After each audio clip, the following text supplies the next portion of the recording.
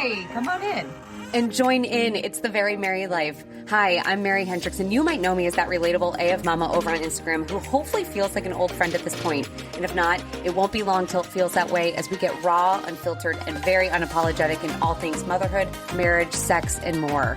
From moments worth savoring to moments worth surviving, get ready to leave feeling seen and supported. You have a friend here now, so hey, take a seat. What's going on?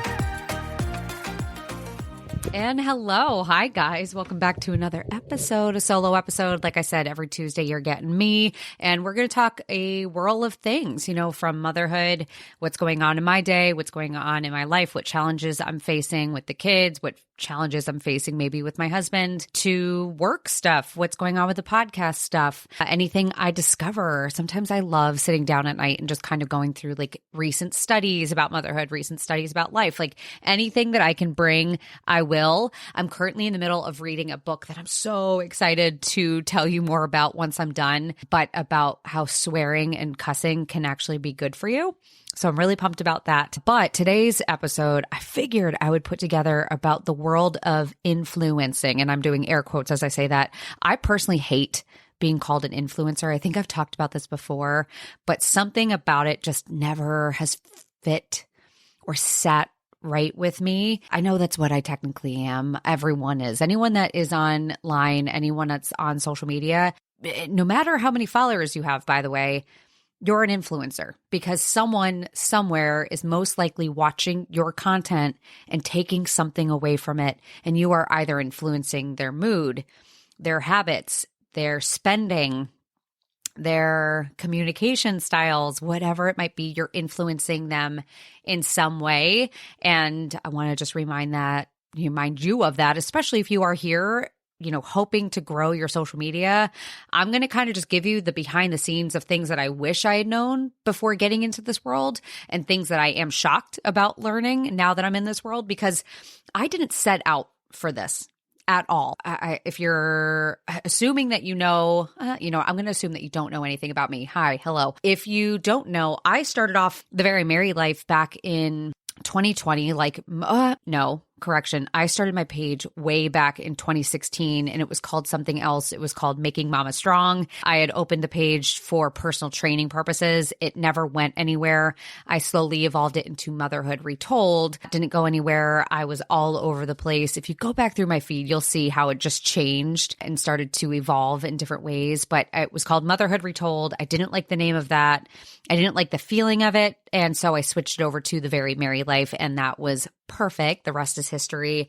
And same thing though, like I went through the ebbs and flows of, being aesthetically pleasing and curated content to no longer giving a shit. Like I used to sit and spend so much time planning out my grid and making sure that everything matched and all the colors aligned and everything looked pristine. And nowadays I don't care at all. I don't care to a point where if you've seen it, I got featured on BuzzFeed, and apparently I'm getting featured on Daily Mail for the reel I put together about the sensation of having to poop when you enter a like TJ Maxx, Marshalls, HomeGoods, Kohl's, Home Depot, Lowe's, anything I said, any type of store that has fluorescent lighting does it to me.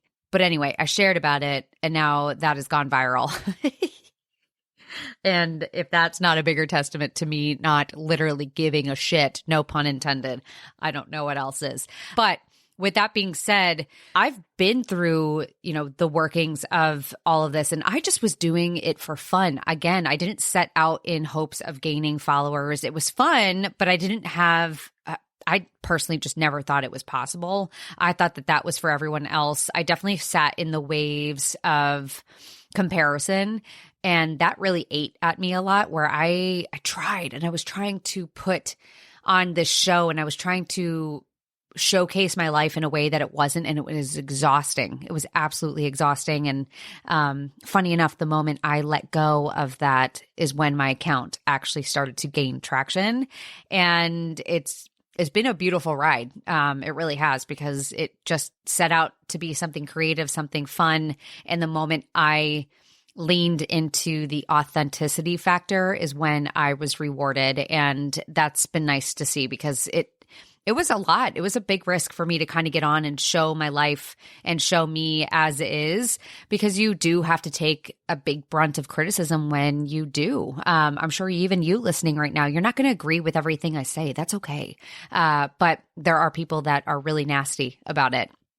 And I don't know where that comes from. But with that being said, I have a ton of things that I've learned about this world as I've gotten into it. And I'm going to just be very honest, very open about trying to figure this out. I'm going to take a few questions that have been asked on Instagram, kind of go over those, but also just share from my experience about what growing has been like and what being on this side of things has been like. Because like I said, I never expected to be here. And also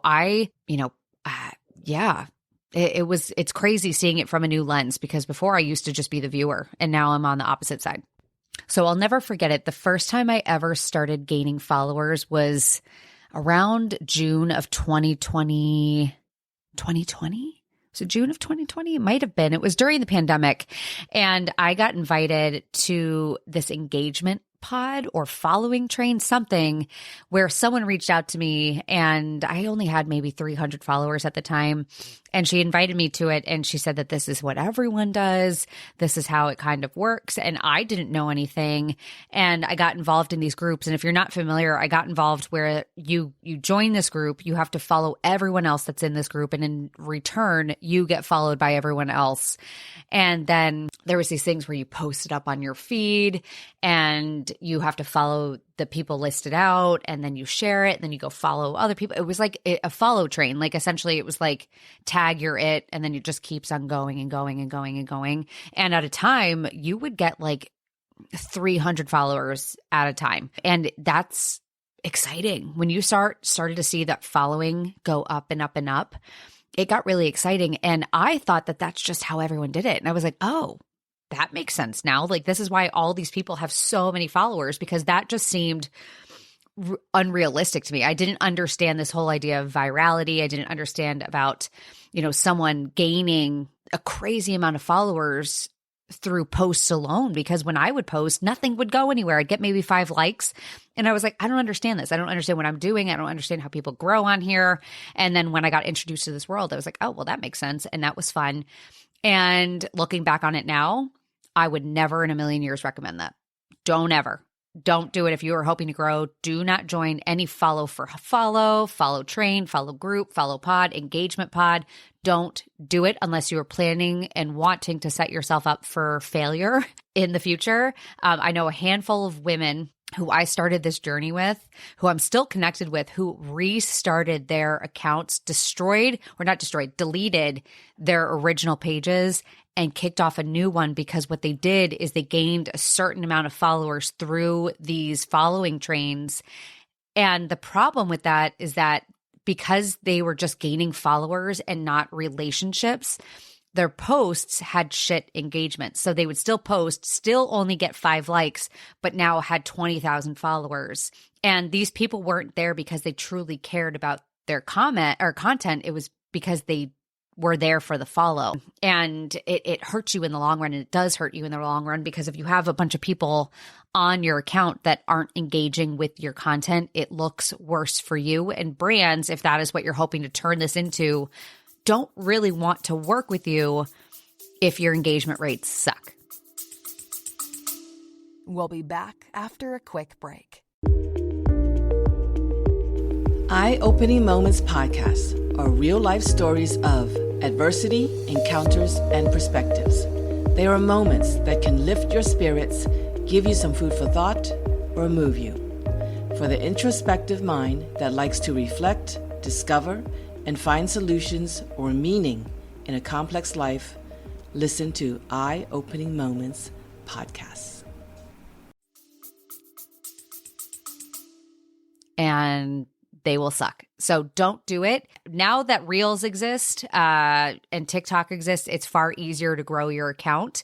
But yeah, don't fall into the following addiction, because it really is. It really is like a high that you get when you start seeing an influx of numbers and people looking at your stuff. You do get a high. It's like a popularity contest at the end of the day, guys. It really is. It's a dopamine fix. And the biggest drug that anyone in this world is addicted to is attention. Mark my words on that. You can fight me on that. It's true. 1000%. Everyone on this planet is addicted to attention. The moment you give them a little bit, it is a high, and social media does that for you. And you have to balance it carefully. I fell for it. Trust me, I fell for it in the beginning. And thankfully, it didn't hurt me in the long run where my engagement is now good. But there were moments where I was really doubtful of, had I built this the wrong way? And, I'm glad it turned out better for me in my favor. I'm glad it kind of gave me that boost because that's what it did. I think that high that I got from followers was a confidence boost where I was like, oh, okay, now I have a reason to create. Now I have a reason to film stuff, to take pictures, whatever. And it tricked me into thinking I was something. And so it was fake it till you make it type of mentality. So I guess it worked out for me, but I know multiple that's not the case. But speaking of engagement, this is something behind the scenes that I did not know was how important engagement is for your favorite creators. If you love someone and you love following that person, the best thing that you can do more than again, especially if you follow someone who perhaps you can't afford to buy the products that they are representing. Perhaps you are on a budget. Perhaps you have no interest in the products that they're sharing, but you just love all of their other content. You love following them. The best way that you can support your favorite creator is by clicking links in their stories. So if they share a ad, click the links, click everything in there, click the sticker tags, click the links, click on the heart emojis, swipe the bar, push on the poll, whatever you can do for engagement, reply in a DM, any of those things help the creator have a better statistic to present back to the brand when they're working with them. And then in turn, they are getting, higher brand deals. They're getting more money out of it. They're getting continued partnerships out of it. That is how you can support your favorite creator, especially if you don't want to, use their affiliate code or anything like that. Or if you can't, that is how you can do it. Just simply liking, double tapping, commenting, sharing, saving. All of those things are the smallest little gesture and they go so far. I actually didn't even realize how important replies were in stories, like your messages. I try so hard to get to your messages. And that's actually something that I can say behind the scenes is I was so good for a period of time, probably up until Haley was born, being able to keep up with the messages I got. There were nights that I would sit down and I would answer all of them. And I think I had maybe 25,000 followers at the time, but I diligently worked through my request folders, all of my messages, everything. And I would sit at the end of the night and just power out and get through because I wanted people to know that I did see them and that I did appreciate their feedback and I did appreciate their comments. And I wanted to have that conversation because I really love it. I love talking to others. I love getting to know others' opinions and things like that. But once Haley was born, like I said, it just was an influx of messages and there was no way I could keep up. And then obviously newborn life and mom life and just at the end of the day with my account growing, no, I can't. I cannot keep up. And I try as best as I can, but I'm at the end of the day, I need to be off my phone in order to give myself to my kids and my family. I try and dedicate certain moments of my life and set a timer of being like, okay, this is when you're going to look at your phone and then otherwise be done. But I didn't realize how important your replies are. So with that being said, if for me or anyone else that you follow, if they don't reply to your message, give it time. I would recommend you following up, even if it's multiple times. Send them an emoji, send them a laughing face, comment, send them a message. They will more likely than not see it at some point because it's usually a matter of time. That's how it is for me. I assume that's how it is for most other influencers. I'm not always looking at my phone and I get such an influx of messages. The most recent is the first one I will see. So if you've already sent me 10 messages and I haven't seen any of them yet, and you send me an 11th and it just so happened is the time that I open my phone, your message, even with 10 others sitting in there, gets boosted to the top of my inbox. And then I'm more likely to see it and catch up. Don't feel insulted. Don't feel any of that stuff. Just keep following up because eventually they will see it. But also, Again, if you want to support your favorite creators, that is the best way you can do it, because obviously when you do an engagement poll, that's automatic engagement, that tells the algorithm to put your story in the front. So like those first few bubbles that you get presented, that's going to be more pushed towards the front. So you'll get more views on your stories.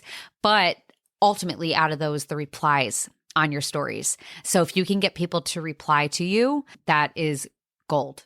It's absolute gold. So in terms of other things I didn't expect about this world of influencing is definitely the comparison. Although I can say I definitely probably did anticipate it. I don't think I anticipated it to the level of what it's at. It's definitely imposter syndrome daily. Like I constantly am looking at others and thinking I am like totally, not even in their level, not even in their playing field. Like I just feel like I don't even deserve to be in this tier of creators, because I love so many other creators. But when I watch them, I'm always watching them from the non-influencer person that I am. Like I just watch them as a regular Joe Schmo. And then all of a sudden I realize like, oh no, these people are just like me. But I see their lives and sometimes they look so sparkly and they look so fun and like they have perfect houses and perfectly white things. And I strive obviously to show you guys the real shit. Trust me, there are moments where I do that and then get on my phone and I'm like, oh God, my house does not look like that. And oh God, I do not have the same style. And oh God, I feel like I am just a clusterfuck of a person. And oh God, my content sucks. What am I doing wrong? Like, how come I'm not growing and she is?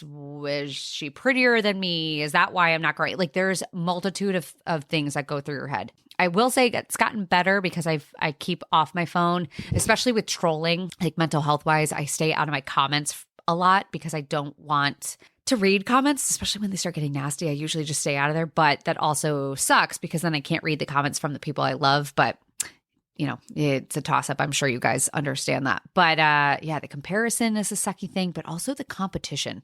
I did not expect that portion, but it slowly started to come out where you notice there are certain people that will not engage in your stuff. And it's usually the people that are very similar in followers to you. They look at you as a threat. And I guarantee they are keeping tabs on you because I keep tabs on other people that are in the same ballpark as me. We all do it. I'm pretty good about, trying to push myself to engage on, people that are very similar to me. But I do have certain people, and I'm being fully honest, that I've had to mute, not unfollow because I do enjoy them, but I've had to mute their content. I've had to mute their pages so I don't get notified when they're posting, because for some reason I have a competition against them. I'll be honest, I have jealousy sometimes where I see their stuff and I see how good it's performing, or I see how good their page is performing.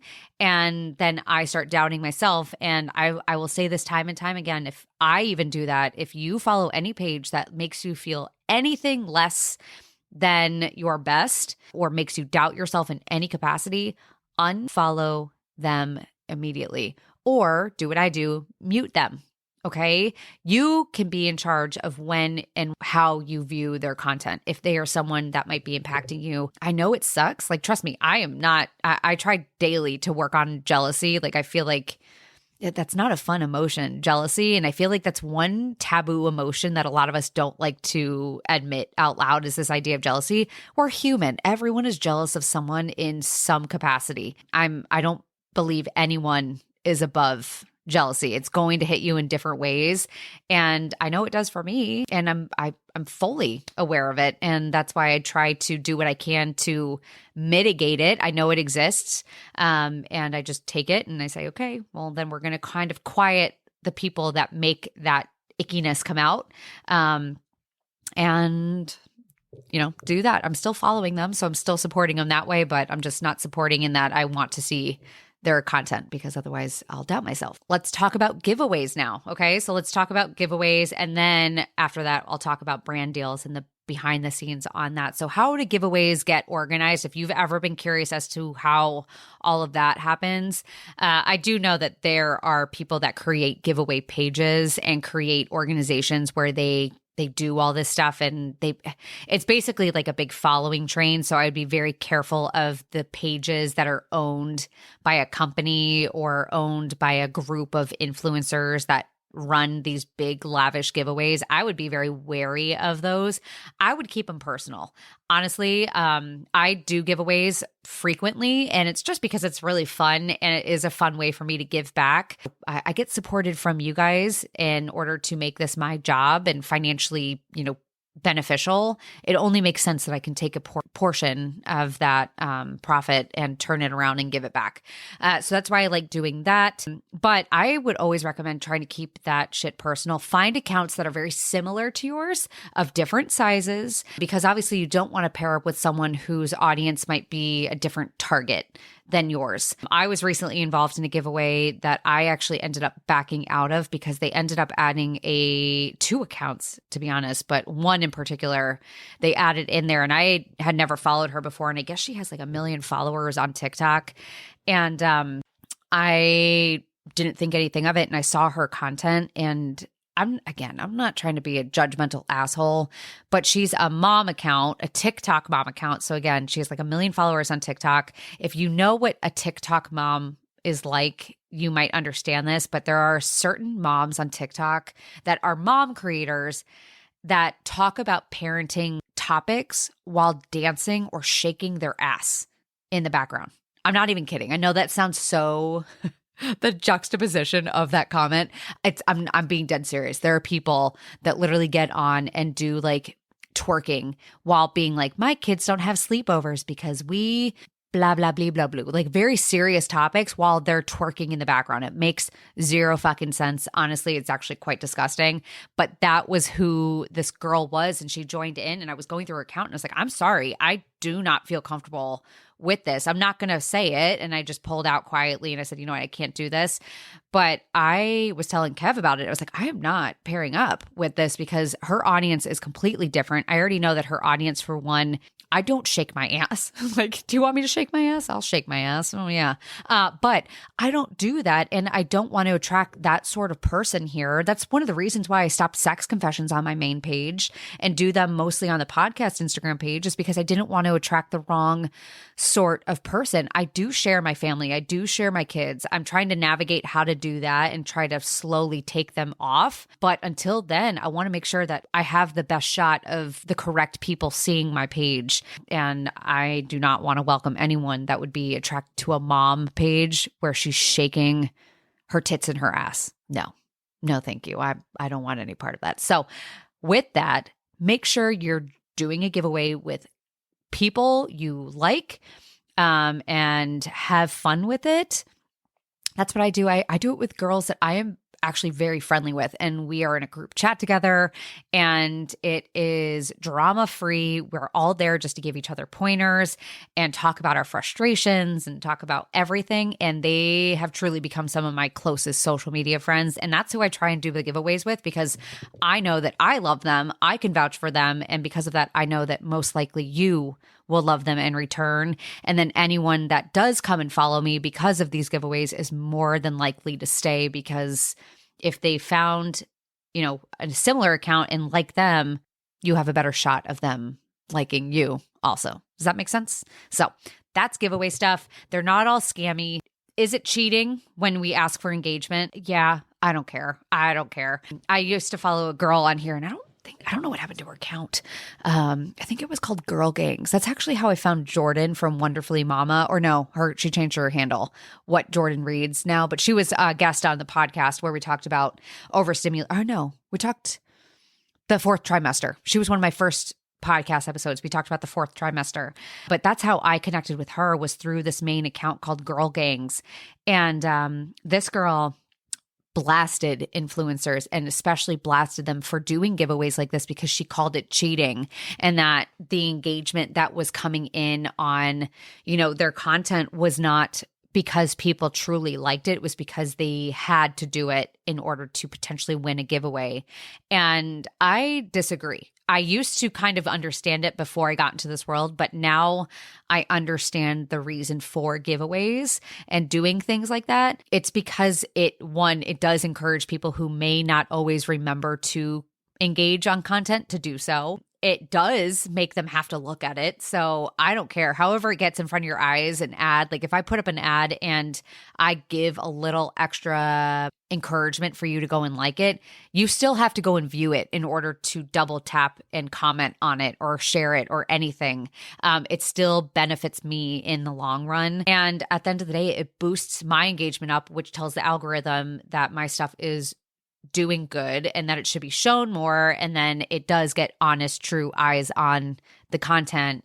And then that generates more engagement. Does that all make sense? It's like you have to just do a little in order to get a lot. And now being on this side of things, I'm like, okay, that makes a lot of sense. But let's get into brand deals since I just brought up ads. What is the behind the scenes as to how the hell these things come about? So this is stuff that I had, again, no clue about when it came to social media and stuff like that and being on this side of things. So brand deals can come in a slew of ways. I will say from being someone that has grown their account, I've had free collaborations where companies have just offered to gift me a project or product. I've had companies reach out for a small fee. I've been paid to just create content without ever having to post it to my feed. That's called user-generated content.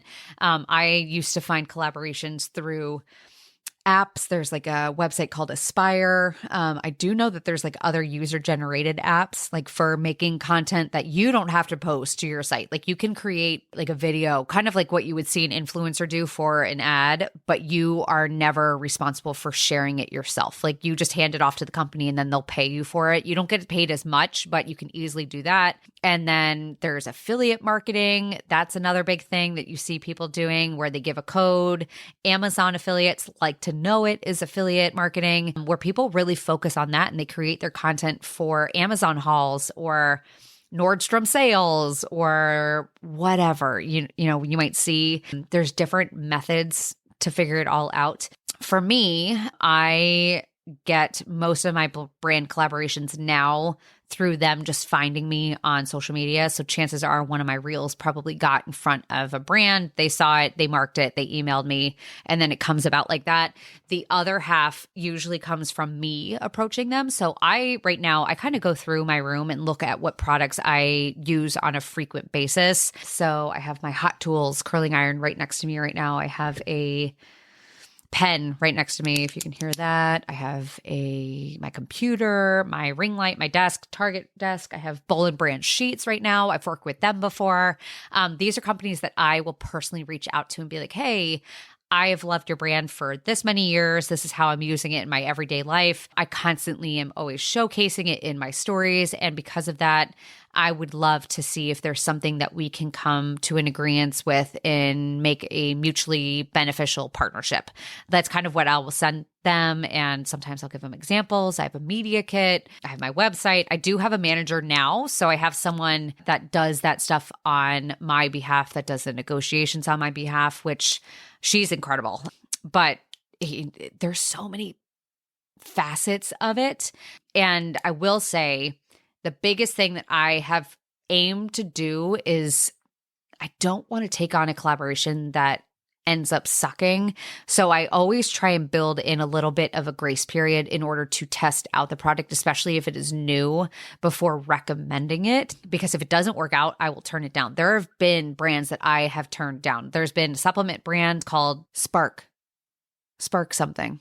I forget what their main name is, but I know it was a supplement brand that I originally agreed $1,000 for something, and I turned them down. I emailed them like a week before, like we were going to start talking about content. And I said, you know what? I don't feel comfortable with this. I'm going to turn this down. I also turned down Hiya vitamins, kids vitamins. They hurt my kids' tummies. And same thing. I had them. I tried them. They hurt my kids' tummies. And I was like, no, thank you. There's been other ones, like a laser hair removal thing. I turned that down. Beyond Body Book. I turned that sucker down. That is toxic as fuck. There's just been a lot of different things that I have turned down that just make, no sense, or the product sucked and I just wasn't going to do it. Not everyone does that. Some people get dollar signs and they're like, whatever, it doesn't matter. So I will say, be very mindful of who you follow. Hopefully they're being honest with you, but not everyone is. And because of that, you really want to do your research, no matter what you see. Even with me, like I'm going to just say that. Don't trust me even. Don't trust anyone. I would like for you to trust me, but I'm just going to say that as a level playing field. Go into everything you see online, on social media with a grain of salt and do your own research, especially with ads. Go take the product, go try it out, find out if there's a return policy, a exchange policy, find out if you can get a free sample of it. But I would definitely do research on reviews afterwards and actually find out if it might be something you're considering and, kind of go from there. But with brand deals and whatnot, usually there's one script that you do have to follow. So if you ever see someone online sharing and you're like, okay, they're all saying the same exact thing, it's because we usually have to stick to a script. And if you see a follow-up, usually we have to pre-record content. So if you see stories and all of a sudden that creator is wearing a different outfit or anything like that, they probably pre-recorded. Some people let you know in advance. Some other people just kind of make it seem a little bit more organic, like it's a part of their day.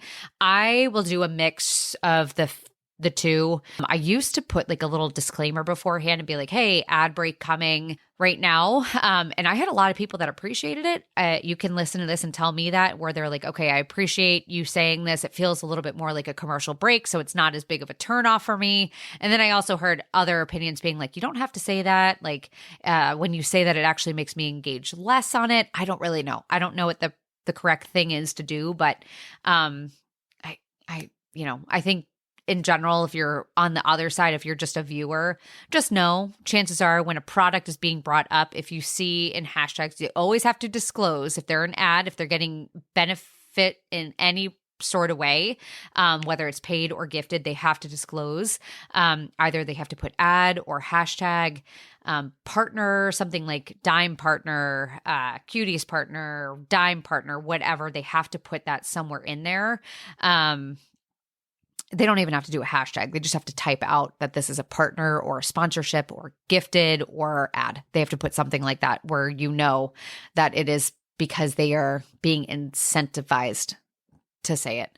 But with that, I would just take everything that you see. Anytime you see that, just know that most likely it's pre-recorded. Most likely it is scripted.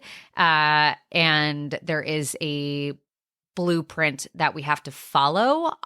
For me, I have talking points that I have to hit, but I try and keep it as like candid as I can in my day because I don't have any time or patience to like try and make it seem like, I don't know, perfect. I don't fucking do that. One last thing about brand deals. And again, I'm assuming I'm talking to people here right now that are listening, hoping to grow their page or maybe have a smaller following and you're just, on that steady stream of growth and maybe you're hoping to monetize and make money and make this your living and things like that.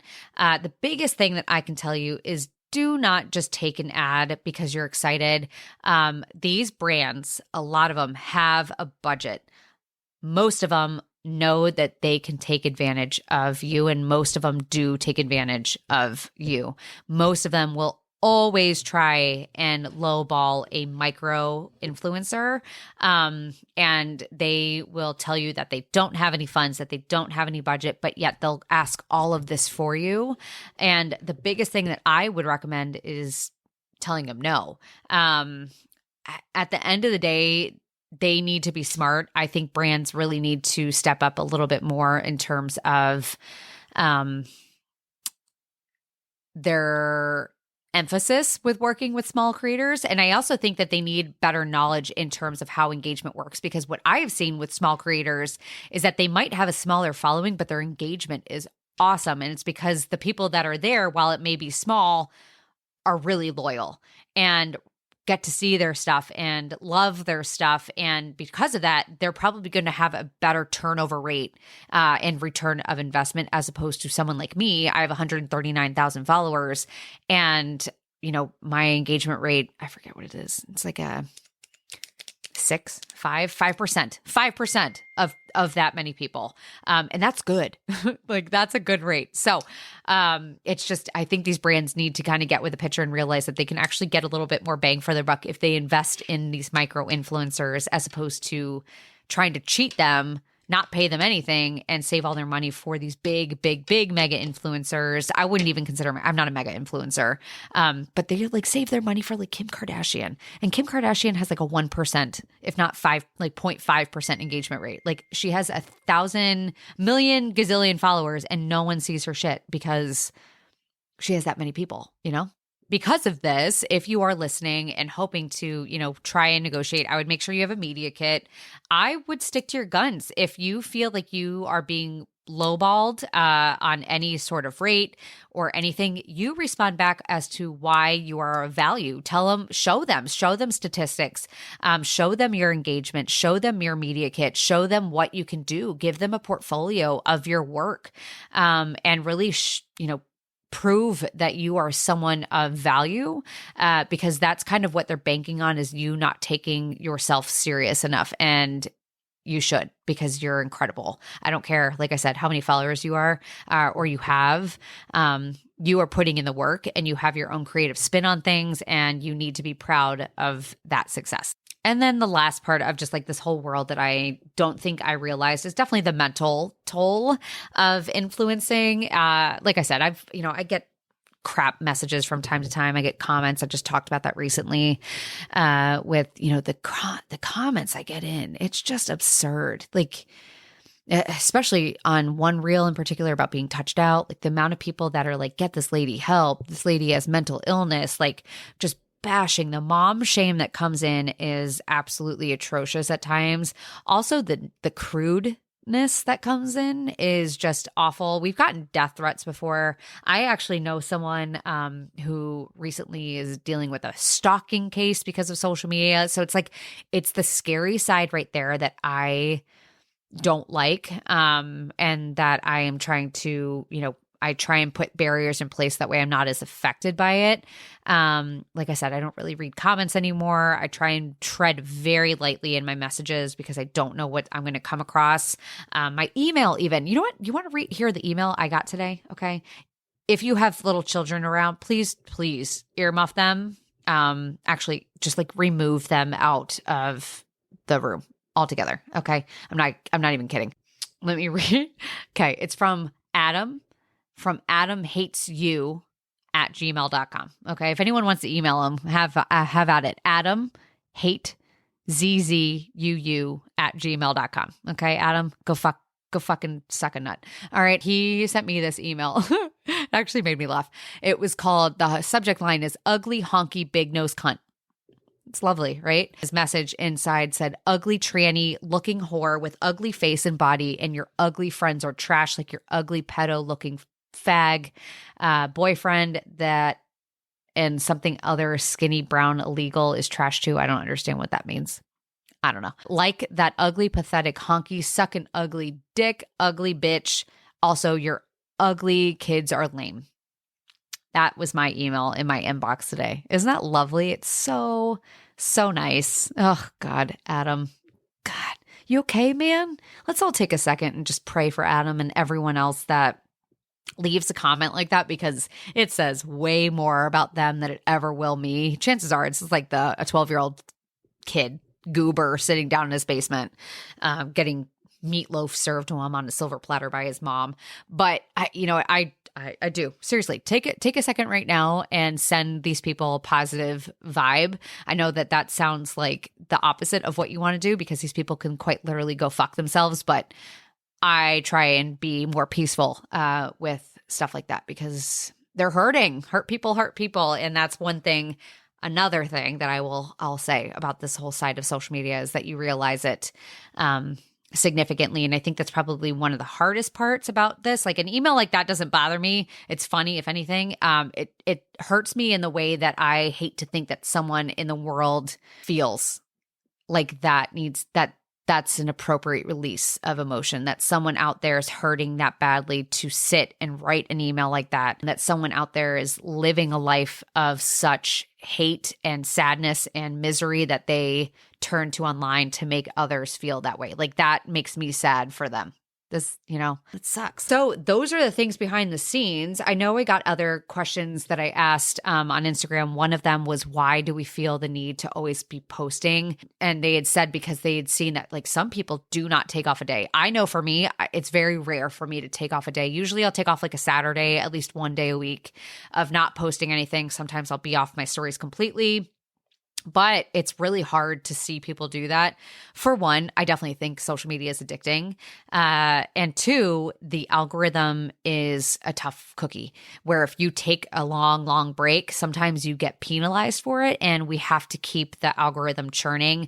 I know for me, where I struggle sometimes is because I know that the algorithm can punish me for taking a big break.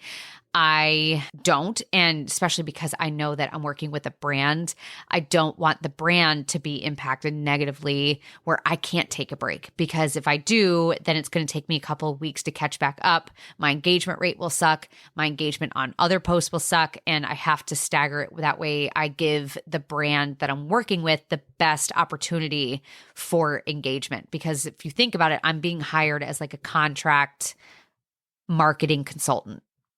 I'm like a contract worker for them. I'm like their own, freelance marketing rep or model. I don't even know what you call it, but that's why people are doing this so much. That's why social media is like this, it's competitive. It's go, go, go, go, go. It's hot right now and it's growing and it's going to be the future. But I will also say, on the flip side of all this is that social media is probably the most fun I've ever had as a career. And I'm so proud that I can say that this is my career and I love doing that. But I never expected it to be as fulfilling as it is too. I love being able to have a positive impact on women's lives. I love being able to put out a little bit more good into the world. I love being able to make someone laugh. I love being able to put a new perspective onto things and just pass forward information that I wish I had had back when I started my journey as a mom. Like, that's why I love doing this. And it all makes sense now, being where I'm at, where it's like everything I've done along the way has led me to this right here, right now. And it's wild. I'm recording a podcast talking to you all right now. And in my wildest dreams, I wouldn't have ever believed that I would be here. But now thinking back on everything I've done up until this moment, it all makes sense as to why I am. Isn't that crazy? It's so nuts when you do that. But anyway, that is the world of influencing. What I'm going to do every now and again is get on Instagram and I'm going to ask you guys what questions you want to know. I feel like the more you know about this world, the easier it is to understand, the easier it is to support, and the easier it is to figure out who to trust, because that's important. It really is. There's a lot of people out there cheating. There's a lot of people that are buying their engagement. There's a lot of people buying their followers. There are a lot of people that are just getting fooled by the following count and the money. And can you blame them? I mean, honestly, let's be honest. Can you blame people from being, easy victims of earning out of their home by making fun, goofy content? No. But because of that, you really have to take your time and look at who you're supporting and who you're going to be, relying on for these ads and recommendations and things like that. So that is it. This is probably one of my longest solo podcasts. 45 minutes. I'm going to keep it at that. It's 8:58. I record these some nights when the kids go to bed. So that's another behind the scenes of all this. Kev is downstairs. I'm sitting in my PJs with a big grease stain on my shirt, looking like a hot mess. I love you guys. Please remember how incredible you are. Remember that you are here right now listening, whatever time of day that is, whatever you are doing, you are here. You are doing it. You are continuing to put one foot in front of the other. And you have already surpassed so much hardship in your life to get to this very moment. And if you ever for a second doubt that, remind yourself of that you had moments, I'm sure, where you never could have imagined how you would make it through. And yet here you are standing. And I think that is something worth celebrating. And if you're not going to do it, then I am, from over here in my bedroom, in my PJs. I am here celebrating you, wanting to remind you about how proud you should be, because I see it and your kids see it, the world sees it, and now it's your turn to do the same and see it in yourself. So thanks for being here. I love you, and I'll catch you on Friday. Another episode down. Thank you all so much for listening. If you loved today's episode, I would be so appreciative if you would leave a rating and review. I cannot begin to tell you how much those mean to me, but also how much they help me get in front of more eyes and more ears. As always, be sure to check back every Tuesday and Friday for a new episode, whether it's an episode with me and my husband, me and Katie, or just another incredible, amazing guest. Stay tuned for more honest, real, raw chit chat. And hey, do me a favor before you go. Remind yourself how amazing you are, how enough you are, how special you are. And boy, oh boy, I sure am glad to have you here. Thanks, friend.